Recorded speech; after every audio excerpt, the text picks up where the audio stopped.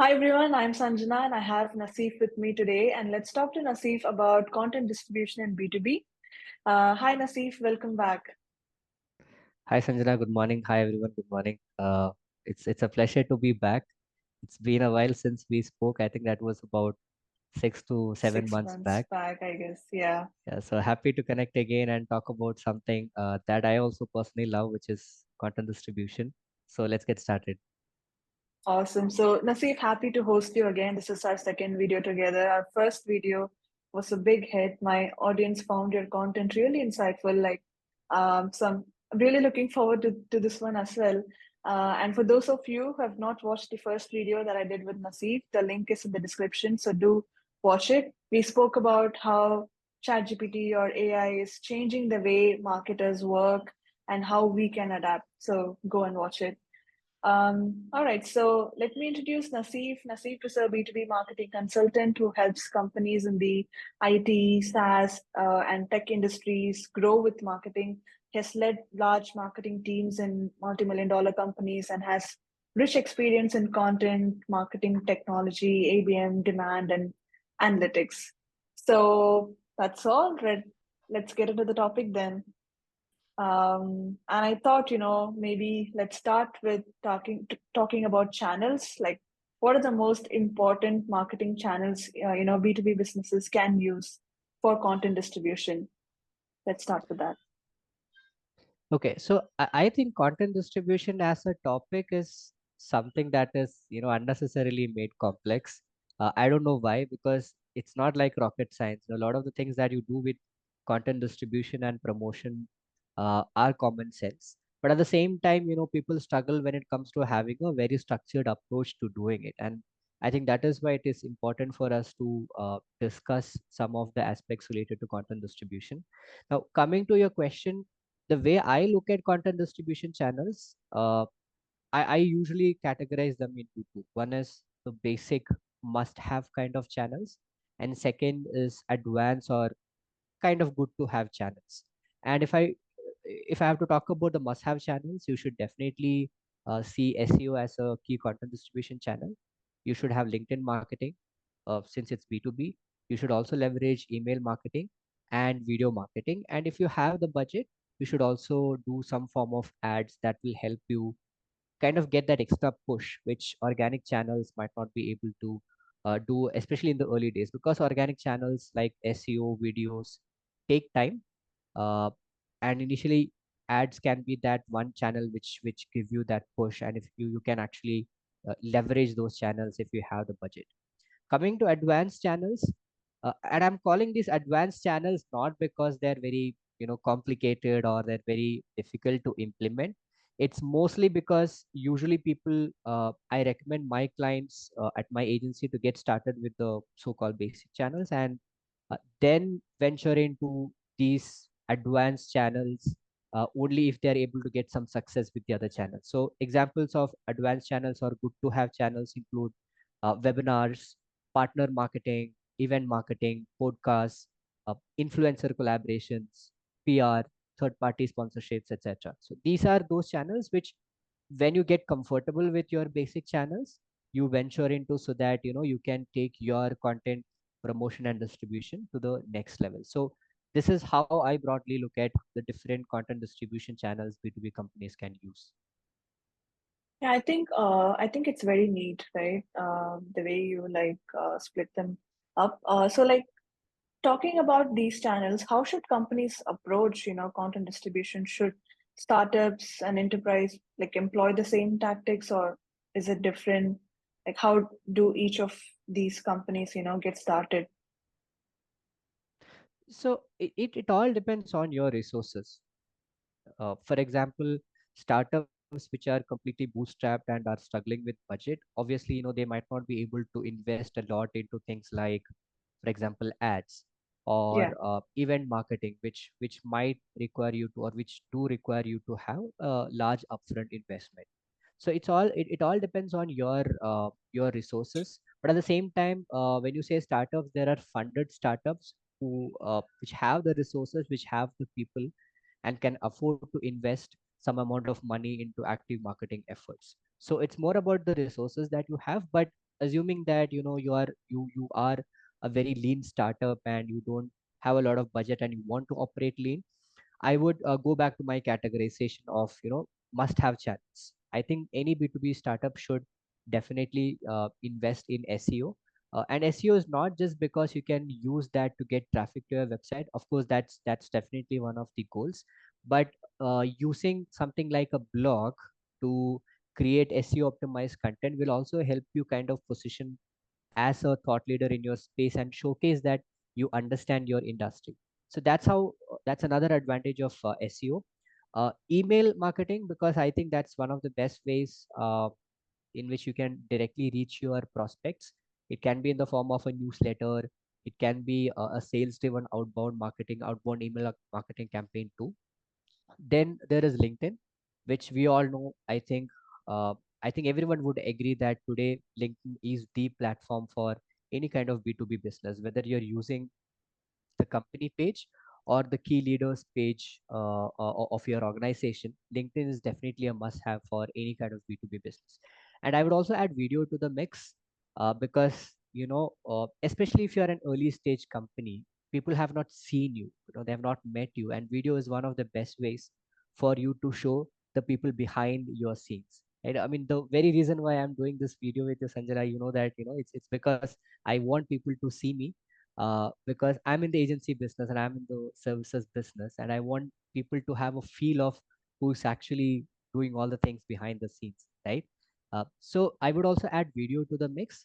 These are, I think, the must-have channels, and as the companies grow, as they become more mature, and as they get more resources, then it makes sense to invest in more channels. Now, when it comes to enterprises, those companies which have resources, then I would say that they have to take an omni-channel approach. And you would know that for large brands, right? Whether we take the Apples, or on the B2B side, even if we take the HubSpots or Salesforce of the world, they are everywhere. You go to X, you find them there. You go to events, you find them there. You go to LinkedIn, you find them there. So all of them have taken a very omni-channel approach, or omnipresent approach to marketing, wherein they are not just leveraging one channel but multiple channels. So beyond the usuals, if you look at a lot of these players, they are using Q&A platforms like Quora, for example. They also host their content on PDF hosting websites like SlideShare or Scribe or Issue. There are also uh, different or innovative tools like Sendoso, which actually combine the physical and digital aspects of technology. So Sendoso is a tool, it's a direct mail tool which will help you send direct mails to customers with items like branded swag, etc. So that's a unique distribution channel that people can use or enterprises today use. There are also platforms like, for example, Inflo2, which is like an ad platform using which you can advertise to specific people and not accounts. Then there is another tool called Q Promote, for example, which can be used to automatically promote your social media posts. So these are just a few examples of different or unique channels large enterprises use. But long story short, enterprises have to definitely take an omni-channel approach. And more often than not, out of the 10 or 15 channels that these companies use, each of them kind of assist each other. And you would very often see that out of this, like I said, 12 or 15, it is 4 or 5 channels that are giving them the biggest boost. And you wouldn't know which are those 4 or 5 channels unless you experiment a lot with them, right? So that's how I look at content distribution based on the size or the stage of the company. I think you neatly explained this, I would say. And let's talk about AI as well, since it's growing in popularity in marketing today. Do you think it will have an impact on content distribution? Uh, so I would say not distribution as such. It also depends on how you define distribution. But I Okay. like to look at content distribution holistically, because the very foundation of distribution is having high quality content, right? You need to create content Yeah. for you to be able to distribute. So in that sense, AI definitely has a role, and AI can accelerate your content creation process. And I think all of us know about different kinds of AI tools today that can help us expedite the process of content creation, starting with chat gpt. Lot of people actually use chat gpt today to expedite their content creation process, right? So there are in addition to chat gpt, there are content writing tools or ai writing assistants like jasper or copy.ai. That's one category of tools that can help you create content faster. Then there are automatic video generation tools like synthesia, rephrase, heygen, which can help you create AI avatar based videos. Then there are text to speech conversion tools that will help you create professional voiceover. Examples include Speechello, there is Speechify, that's another example. There's 11 Labs. So there are different kinds of AI tools which will help you make the process of content creation easier and faster, which would mean that you can then go ahead and distribute your content faster. The other way in which AI helps distribution is content repurposing. So today there are different kinds of tools like repurpose.io or Wizard, which can help convert one form of content into another. For example, let's say you have created a long form video which is in the 16 is to 9 aspect ratio for YouTube. Now you want to repurpose them quickly into shorts or Instagram reels, which would be in the 9 is to 16 aspect ratio. So you can definitely do it using your video editor, but that takes more time. So you can use these tools to quickly repurpose them and convert them into smaller snippets, which you can promote on different other channels or formats. So this is this is this is how AI can speed up your process of content creation, by which you can then go ahead and distribute content much faster using different channels. Awesome. Really interesting. And like, what are also some of the things that most companies are doing right when it comes to distribution? If you have seen any examples, and what are also like those vast majority of companies get wrong? If you have any examples. Yeah. So one thing that I've seen is 5 years back, when I started my career, let's say 6 or 7 years back, there are a lot of founders, especially in the tech space, who are not very convinced of doing marketing, very actively. They said if the product is good, it should market itself. That kind of mindset was there. Not everyone, but I'm saying a select set of founders or marketing leaders. Uh, Not a lot of companies were using digital channels as actively as they should. But now things have changed, so people realize the importance of uh, content distribution and promotion.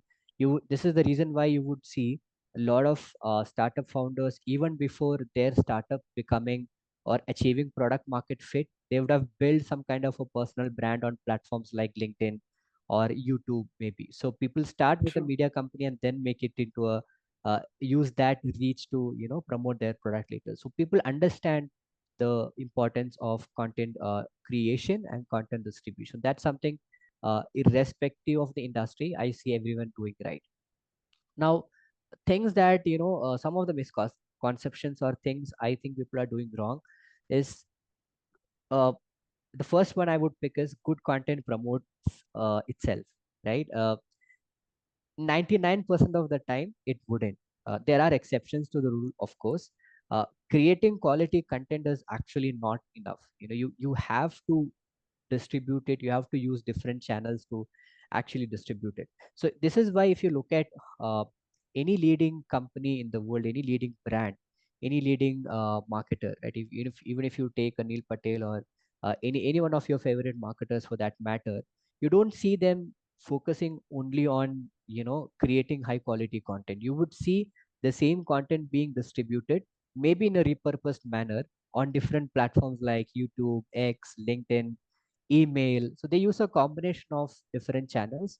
If creating quality content was the only thing they should have done, they would have just added it on their website, and they would be sitting back and relaxing. But they don't do that. They do a lot of repurposing, they do a lot of reproducing, they do a lot of redistribution. So that's something people have to keep in mind. Good content does not promote by itself. You got to actively invest the effort to promote them. The second and more important misconception, it's not a misconception, it's more like an opportunity that people don't use enough, is not using channels that they have easily access to and sometimes have free access to, right? I'll give you a very specific example. Take LinkedIn newsletters, for example. I don't see a lot of B2B brands using it as much. And I'll tell you why it is such an excellent channel for distribution, especially if you already have a good number of followers on LinkedIn. Let's say your company has around, your company page has around 50,000 uh, 50,000 followers on LinkedIn, or it can be your own personal profile, maybe the founder's personal profile, right? When you start a LinkedIn newsletter, what happens is an automated notification goes out to all your followers, and Yeah. roughly 5 to 10% people accept and become subscribers automatically. So if you have a large number of following like 20,000, a 5 to 10% acceptance rate means that you get anywhere between 1,000 and 2,000 subscribers with the first edition of your newsletter. Then they become, kind of a portion of them become your permanent readers too. So there are Mm. these channels where people are not leveraging enough. I can even call out SEO as an example, because there are still today a lot of companies which are not creating SEO optimized content, which would help them especially scale in the long run, right? So that I think is the second misconception, or the second point, second area where people are not doing enough when it comes to content distribution. Amazing. Right. So before we wrap it up, right, I have maybe let's talk about tools for a brief moment. So what should a content distribution tech stack look like? I know you mentioned a lot of tools, but do you want to like point out some essential tools and some, nice to have kind of tools? Yeah, so like I said, content distribution does not exist without content creation, right? So pretty much anything that you could use for content creation can be brought into this category. But let me start with maybe one or two platforms that you can directly use for content distribution. And one is, I spoke about Q Promote. So Q as in it's QUUU Promote, which is a content distribution platform or automated social media promotion platform. So what it does is, if you log in, if you create an account, and the tool will give you a list of domains. You need to pick the domains or niche related to your business, and then you will get people who are looking to share content related to that specific niche. And if they find your content insightful, they will go ahead and actively share those content pieces on their personal feeds. The only thing is that the platform, if you are into a very niche business, this might not work for you, because then you might not find a category on the platform, plus you might not find enough people to share your content as well. But Q Promote, if you are in a very commodity kind of a business, then that's an excellent tool for you to distribute your content, right? Now, other than these, I'll go back to, let's say, content creation tools.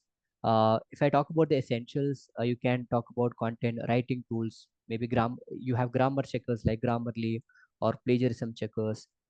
These are your content writing assistants. You can also uh, bring in SEO tools like Hrefs, SEMrush, Moz, or anything, any tool of your choice into that category.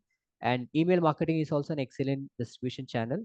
Any email tool, like whether it's HubSpot, uh, ConvertKit, Mailchimp, Zoho, whatever you're using, that can be that's email is an excellent content distribution channel. These are the examples. Then design and video editing tools, that too I would bring into this category, because that's key in your content creation process. Starting from something very simple like Canva to your Adobe creative stack, they are examples of design and editing tools. Now, uh, you also need to, when you distribute content, when you create and distribute content, you also should be able to analyze the effectiveness of those content items, which is where the analytics tools come in. And we don't have to mostly go for any paid tools. You can use Google Analytics, Google Search Console, and the analytics provided by the native platforms to do that. In addition to these, I would say there are some good to haves. AI content writers, AI video generation platforms that I mentioned earlier are great examples of these. You could also instead of simply going to Google to do your content research, you could also use tools like Spark Toro or BuzzSumo, which will tell you where the discussion of topics related to your niche are happening, or what are the most popular content items that discuss topics related to your niche, right? And I would also go ahead and add tools like website personalization tools, like the Adobe Targets or High Prices of the world, which can dynamically change content based on the characteristics of the person visiting the website. Even that is an example of content distribution. So the list is quite extensive, but I would say I can categorize them into three, which is content creation, second is distribution, and third is analytics. So this is how I broadly look at it, in which you can, if we drill down, like I spoke, there are content writing tools, video generation tools, content distribution tools like QPromote, content research tools too, and finally you have the analytics tools. So this is, I know this is not an exhaustive list, because there's plenty of tools that you can bring to the mix, but these are just a few examples. I would suggest all the viewers to go ahead and further read about this topic. You could also even refer one of my articles where I've written about 70 plus B2B content marketing tools, which covers kind of a lot of these tools too. Amazing, neatly explained. So one last question before I let you go. For those who don't wish to invest, too much into paid channels or expensive tools, what is your advice on building a like strong, distribution engine? So content distribution, like anything in marketing, there's a lot of experimentation. In my agency Skalegrow, we it's like for almost every different client we have a different approach, because their business is different, their industry is different, the regions they are targeting are different, the target persona is different. So you have to take, you have to consider all these factors when you approach your content distribution. But broadly speaking, the way I look at it is, start with the essentials. We spoke about channels like SEO, LinkedIn marketing, email marketing, video marketing, etc., as the absolute essentials. Start with these. Do different kinds of experimentations. See what channel is working, what is resonating with your audience. Collect feedback, and then achieve certain level of maturity with these channels. Make sure that you're comfortable creating content, distributing content. You're starting to get some traction on these channels. Then move to the good to haves, right? It can be webinars, it can be partner marketing, it can be events, it can be podcasts. Whatever you think you should be, whatever you think it should be the next step or next set of channels for you. Like I said, I'm not giving a generic approach here, because every business is different, right? So basically, you divide this into two steps. Start with the absolute essentials, achieve some level of maturity, and then move on to the new channels. And one thing to keep in mind is that you should not be rigid with your approach in any channel. And maybe something is working today in a particular channel, but you might have to tweak your approach to make sure it fits the uh, uh, uh, new era or the new age, right? Let's take LinkedIn for example. The algorithm keeps changing every now and then. There was a time when when if you create carousels, they used to get easily you know uh, 40%, 50% more reach compared to your other content types, which is not happening much in LinkedIn today, if you see. And there was a time when you create videos, it used to easily get a lot of views and impressions, but that's not happening anymore on LinkedIn. So things keep changing, algorithms change, rules change. So make sure you adapt your distribution strategy accordingly. But to put it simply, start with the essentials and scale from there. That's how I look at it. Awesome. I think, I got what I wanted from the session. This was, really insightful. I think I'm going to wrap it up. So thank you so much for spending your time with me today, Naseef. I will definitely give your LinkedIn profile in the description so people can connect with you later and chat about, content distribution with you. Or, they can even, check out your agency. I will give the link in the description. If you also want me to like add some of your newsletter articles, I can give the links for those in the description as well, so people can check it out. Right. So thank you so much, Naseef, and talk to you again. Yeah, thanks a lot, Sija. Thanks for the opportunity, and it's always a pleasure to talk to you. Amazing. Bye, Naseef.